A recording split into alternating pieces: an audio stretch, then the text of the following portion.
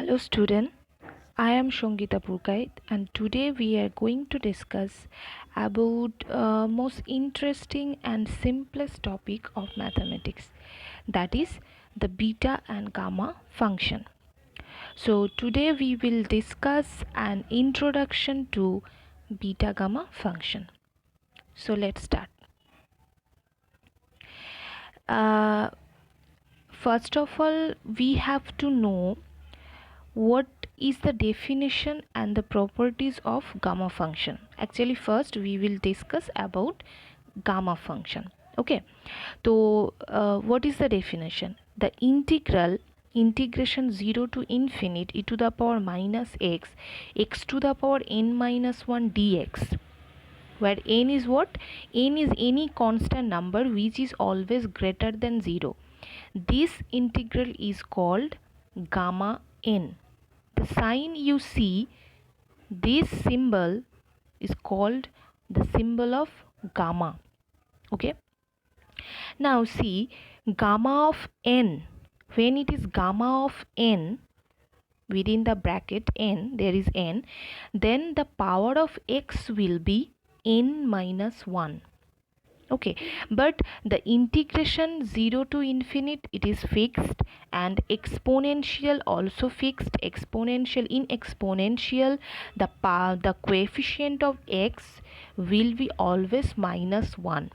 It is fixed, it is fixed for definition of gamma function. But if there is gamma n, then power of x will be n minus 1, that is the previous term of n. Okay, suppose we take n is equal to 3, so gamma 3 will be integration 0 to infinite e to the power minus x and x to the power 3 minus 1. Okay, dx. Acha, now let's move on to the properties of gamma function. Number 1, gamma of 1, the value of gamma of 1 will be 1. Okay, will be 1, and we can prove this, the value of gamma 1 equal to 1, by using the definition of gamma function. Okay, next হচ্ছে gamma of n plus 1. Rule number 3 and rule number 2 are same of rule of gamma of n plus 1, but there is some changes in result. First, rule number 2, gamma n plus 1 is equal to factorial n if n is an integer, and number 3 te gamma of n plus 1 equal to n gamma n if n is a fraction. And you all know between the difference of integer number and fraction number. Fraction number means 1 by 2, 3 by 2, 3 by 4, 5 by 4, that is point number, but the integer number is an exact number. Okay, that is 2, 3, 4, 5.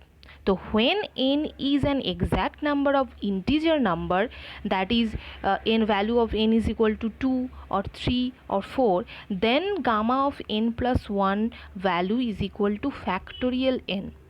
But if n is a fraction value, that is 2 by 3, 3 by 2, 5 by 2, 7 by 2 or 7 by 4, etc., then gamma of n plus 1 will be n gamma n. Now rule number 4, rule number 2 and rule number 3, there is only one gamma function. There is only one gamma function which is in a n plus 1 form. But rule number 4, there is 2 gamma are in a multiplication form.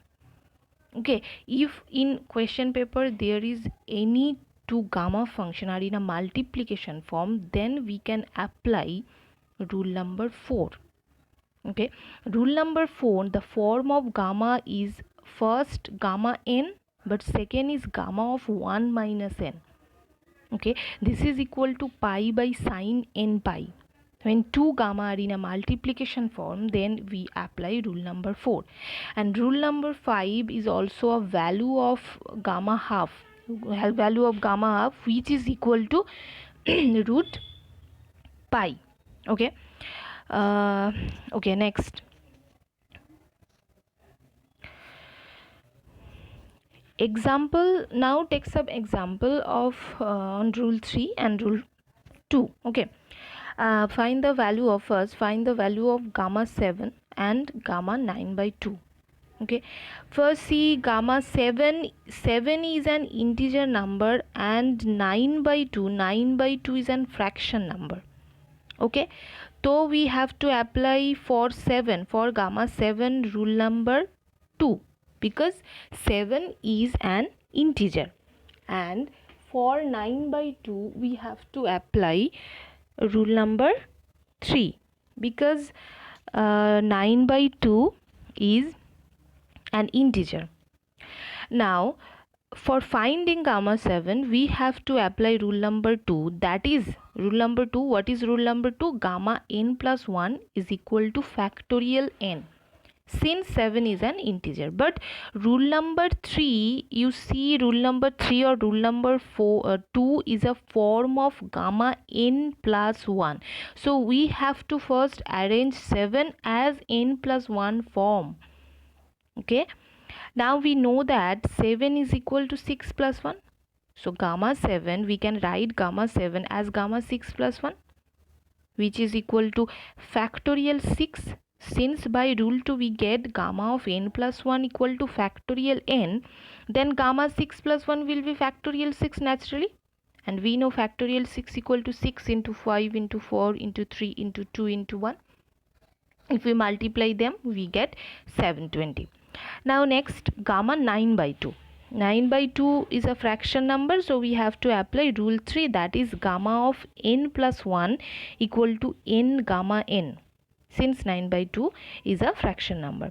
And also we have to arrange 9 by 2 as n plus 1 form. The rule, rule number 2 and rule number 3, before we applying rule number 2 and rule number 3, we always have to arrange the number as n plus 1 form, because rule number 2 and rule number 3 is in a n plus 1 form, gamma of n plus 1. So we have to arrange the number is a n plus 1 form.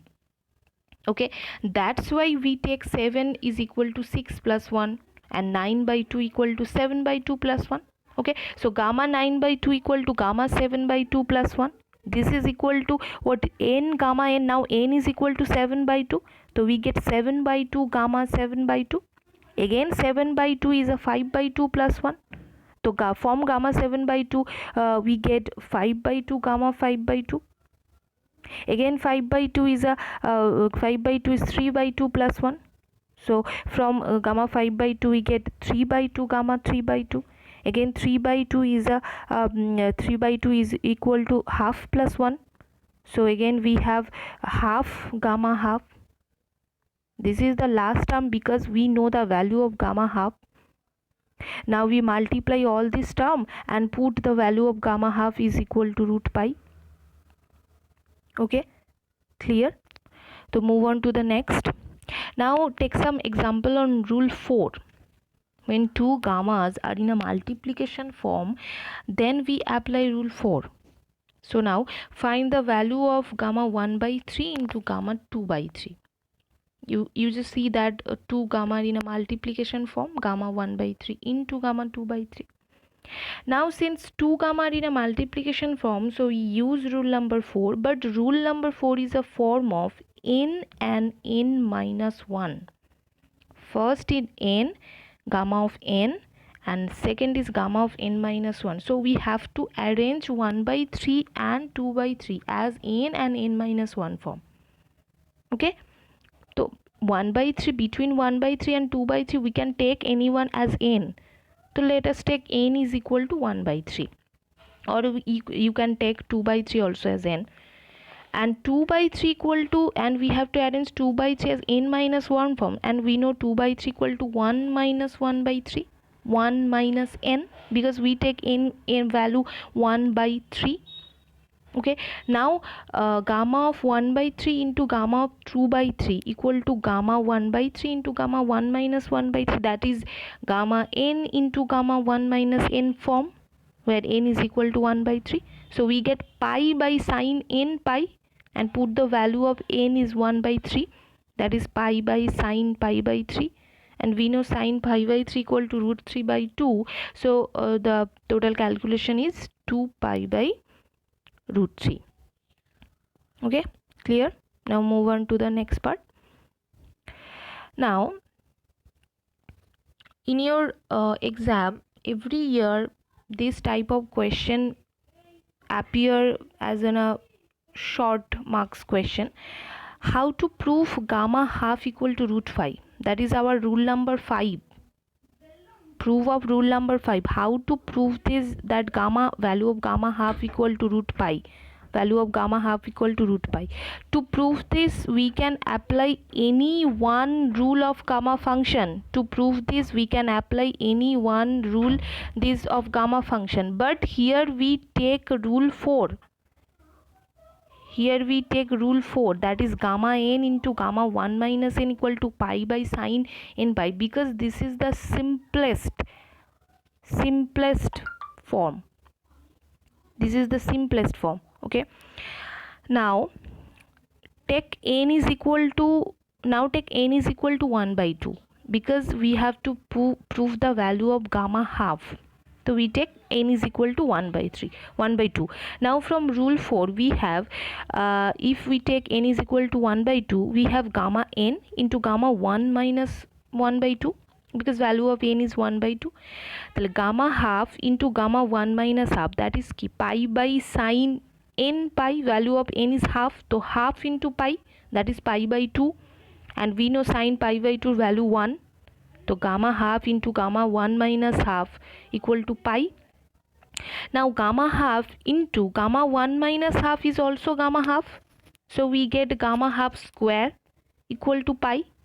So gamma half equal to root pi. Okay, by using rule 4 we can prove this very easily, but you can use rule 2, rule 3 also to prove this. Okay, whichever you want. Move on to the next.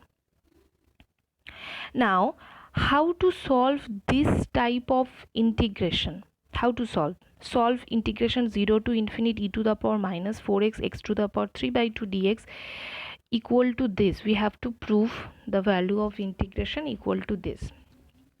This type of question appear every time in your question paper in exam every year. So that's why I'm talking about this. Okay, see here integration is 0 to infinite, which is in gamma function, and here is also exponential, and here is also power of x portion. So if we remind the definition of gamma function, we can see there is integration 0 to infinite form, exponential form, and power of x form. But for gamma n, power of x will be n minus 1, constant. N is equal to constant. Okay, Achha, for solving this type of equation, since here is 0 to infinite form, exponential form, power of x form, so you first assume that this is from gamma function, because you are to ask to solve this by using gamma function. Okay, so for solving this type of question there is a particular method which is always fixed to solve this type of problems, and this is very important type of problem. So let's start. First we take whatever the power of exponential except the sign, we take this is equal to any other variable. Here the power of exponential is 4x, except the sign we take 4x equal to z. Z is another variable. Now we derivative both side, so we have 4 dx equal to dz. From here we take the value of dx equal to dz by 4. Now we change the limit, because since 0 to infinite limit is the limit of x, but we change the variable x to z, so we have to change the limit from x to z. Okay, now we put x equal to 0 in this substitution, 4x equal to z. So from here, if we put x equal to 0, z will be 0, and if we put x equal to infinite, z will be infinite. So for z also the limit will be 0 to infinite. Okay, now putting the value in the integration, we have integration 0 to infinite e to the power minus 4x in place, we put e to the power minus z, and value of x from this substitution, 4x equal to z, what, z by 4. So x to the power 3 by 2 means z to the power 3 by 2 by 4 to the power 3 by 2, and value of dx equal to dz by 4. Okay, now 1 by 4 to the power 3 by 2 into 4, that is 1 by 4 to the power 5 by 2. In denominator there is 4 to the power 3 by 2 into 4, that is in denominator this is 4 to the power 3 by 2 plus 1, that is 5 by 2, and 4 to the power 5 by 2 means 1 by 32. 4 means 2 square, 2 square to the power 5 by 2, that is 2 by 2 cancel, that is we get only 2 to the power 5, and 2 to the power 5 means 32, so this is 1 by 32. Now we take this constant 1 by 32 outside the integration. So this is equal to 1 by 32 integration 0 to infinity to the power minus z, z to the power 3 by 2. Now recall the definition of gamma function. There is 0 to infinite e to the power minus x, x to the power n minus 1 form. Only then we can apply the value of gamma. From here we replace x by z, so we get na e to the power, in place of e to the power minus x in gamma function we get e to the power minus z. Z is also variable, x is also variable, so we can replace x by z na. So in place of e to the power minus x we get e to the power minus z, and x to the power n minus 1, and here we have z to the power 3 by 2, and we know 3 by 2 is 5 by 2 minus 1. So here we get finally integration 0 to infinity to the power minus z, z to the power 5 by 2 minus 1 dz. So this is from the definition of gamma function. We can write this na, the value of this integration equal to gamma 5 by 2. Since integration 0 to infinity to the power minus z, z to the power n minus 1, if it is n minus 1 to gamma n, so if it is 5 by 2 minus 1, so we get gamma 5 by 2. Now calculating, and we know gamma 5 by 2 is 3 by 2 half gamma half, because 5 by 2 is a fraction number, so we use rule number 3, that is gamma n plus 1 equal to n gamma n. But first we have to arrange 5 by 2 as n plus 1 form, so we arrange 5 by 2 as 3 by 2 plus 1. So from this gamma 5 by 2 equal to 3 by 2 gamma 3 by 2 n gamma n. Again 3 by 2 is half plus 1, so this is equal to half gamma half. So total gamma 5 by 2 equal to 3 by 2 half into gamma half, and we know the value of gamma half is root pi, and after multiplying all this term we get this is equal to 3 by 128 into root pi. Okay, this is all about gamma function. So for gamma function we have to know what is the definition, what are the properties, what are the basic fundamental theory of gamma function, and what type of problems comes from it and how to solve it.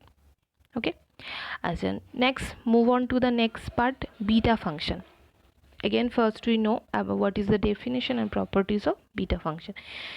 The definition of beta function says that the integration 0 to 1. In gamma function the integration was 0 to infinite, but here the integration 0 to 1, limit is 0 to 1, constant limit, definite limit. So 0 to 1, x to the power m minus 1 and x to the power n minus 1 dx is a function of m and n is known as beta mn, where m and n both are constant and greater than 0 also. So 0 to 1 x to the power m minus 1 x to the power n minus 1 dx is a function of m and n is known as beta mn. Now the properties of beta function. Again, in definition of beta mn, you can see for beta mn the power of x will be m minus 1 and for n power of x will be n minus 1. Okay, so now next move on to the properties. Number 1, beta mn, the value of beta mn equal to value of beta nm. So if we interchange m by n and n by m, then there is nothing will be happen, the result will be same. Okay, next to number 2, beta mn, this is the any other properties of beta function, and this rule number 2 is very important to solve your all math. Sorry, this rule number 2 is very important because this rule, we have to use this rule to solve the problems of beta function, except using the definition. This rule is very useful. Beta mn equal to 2 into integration 0 to pi by 2 sine to the power 2m minus 1 theta cos to the power 2n minus 1 theta d theta. So if there is beta m, the power of sine theta will be 2m minus 1, and if there is beta n, power of cos theta will be 2n minus 1. Okay, now rule number 3, value of beta half comma half equal to pi, where in gamma function value of gamma half was root pi, but here value of beta half comma half is pi.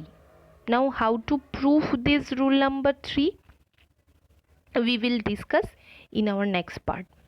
Now again, in another important form of this beta gamma function is relation between beta and gamma function. What is the relation?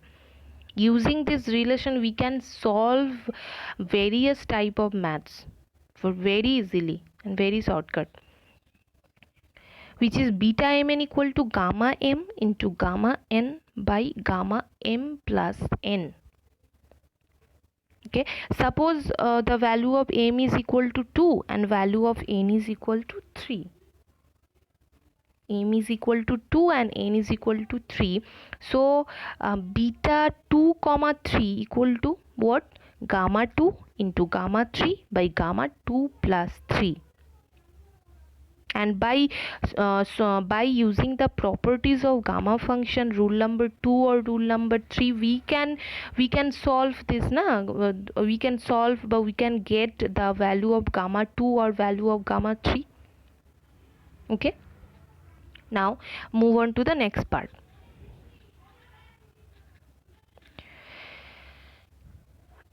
Now how to prove that the value of beta half comma half equal to pi? This is important, that's why I'm proving it. For this proof you can apply rule number 2 of beta function, that is beta mn equal to 2 into integration 0 to pi by 2 sine to the power 2m minus 1 theta cos to the power 2n minus 1 theta d theta. You can apply this, or you can take beta gamma relation. This is very easiest method to choose beta gamma relation to solve this type of math. Okay, and we know that beta mn equal to gamma m into gamma n by gamma m plus n. Now put m is equal to half, n is equal to half, because we have to prove the value of beta half comma half. That's why we are taking m is equal to half and n is equal to half. So we get beta half comma half equal to gamma half into gamma half by gamma half plus half. And we know the value of gamma half na, root pi into root pi by gamma half plus half means gamma 1, and we know gamma 1 is 1. So root pi into root pi equal to pi. Okay, again by taking this beta gamma relation you can also solve this type of various problem like beta 4 comma 2, like beta 3 comma c, beta 5 comma 4, etc. Okay, so for solving this type of problem you can apply rule number 2, that is sin theta cos theta relationship also. But this is very lengthy process, but from beta gamma relation you get the solution very easily. Okay, so use beta gamma relationship. Move on to the next. Now the last part is this type of integration in gamma function. Also now in beta function, this type of integration is very important for your exam, also is very important. And how to solve this? You see that here the integration is 0 to pi by 2. If the integration is 0 to infinite and exponential may be present there, then we definitely sure that this is from gamma function. 0 to infinite and exponential and power of x term. But if the integration of the limit of the integration is 0 to pi by 2 and sine cos is present, then definitely sure that this is from beta function.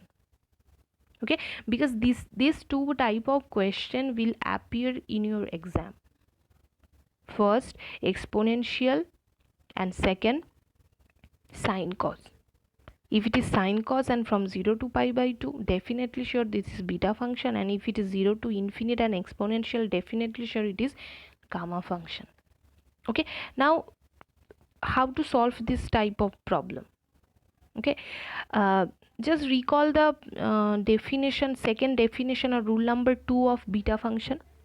It was beta mn equal to 2 into 0 to pi by 2 sine to the power 2m minus 1 into theta into cos to the power 2n minus 1 theta d theta. Okay, now we have to just find out the value of this integration. So this 2 which is multiply the integration, this will be half of beta mn. The value of the integration will be half of beta mn. Okay, now here in question the power of sine is 4 and cos is 5, but in rule the power of sine was 2m minus 1 and cos was 2n minus 1.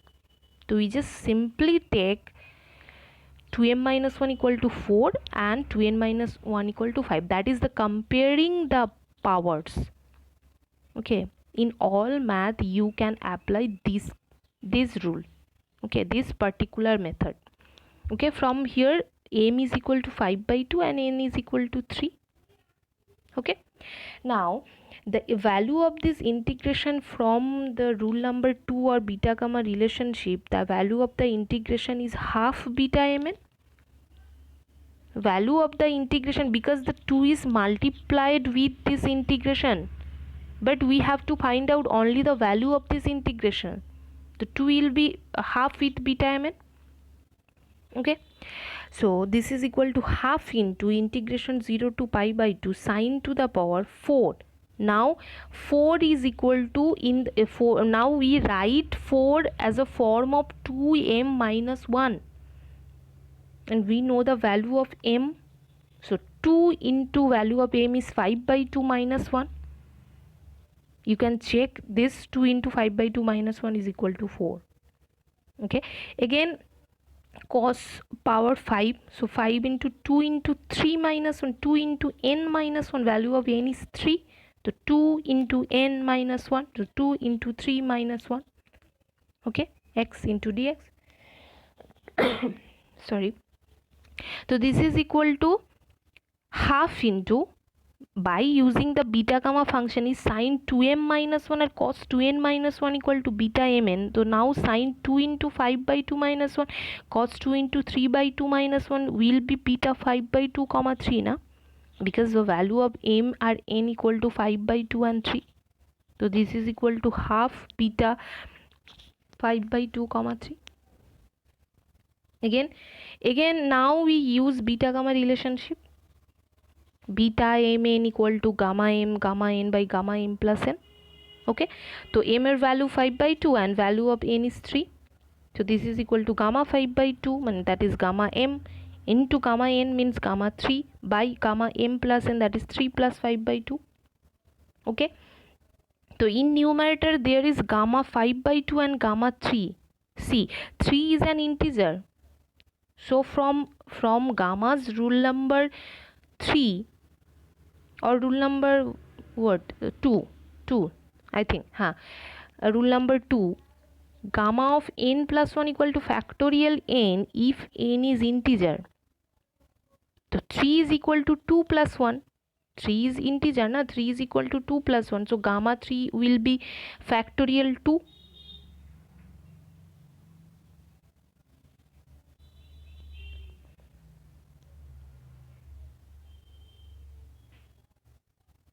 Factorial 2. And gamma 5 by 2 is from the fraction rule, that is rule number 3 of gamma. We can take gamma 5 by 2 is 3 by 2 half into root pi by gamma by in denominator gamma 3 plus 5 by 2. 3 plus 5 by 2 means 11 by 2. 11 by 2. So 11 by 2, this is also fraction. So we start from 9 by 2, 7 by 2, 5 by 2, 3 by 2, half, gamma half means root pi. So root pi cancel, and for calculating all this term we get 8 by 315. Actually I forget just to put the value of gamma 3 here, that is factorial 2 in numerator. Okay, so please correct it, putting the value of gamma 3, that is factorial 2 in numerator. You get the total value is 8 by 315. Okay, so first you just take 2m minus 1, the power of sine, whatever the power of sine is equal to 2m minus 1, and whatever the power of cos is equal to 2n minus 1, and from here you just find the value of m and n, and then arrange the power of sine of cos in 2m minus 1 and 2n minus 1 form. Then using beta gamma relationship you just get all the value, but you have to remember the 2 or 3 rules of beta and gamma, otherwise you can't solve this type of problem. Okay, so you just think 0 to pi by 2 sine cos means beta, and 0 to integration exponential and power of x means gamma. Okay, this type of broad question is very important for your exam. So I hope this video will help to solve you. Okay, so thank you so much.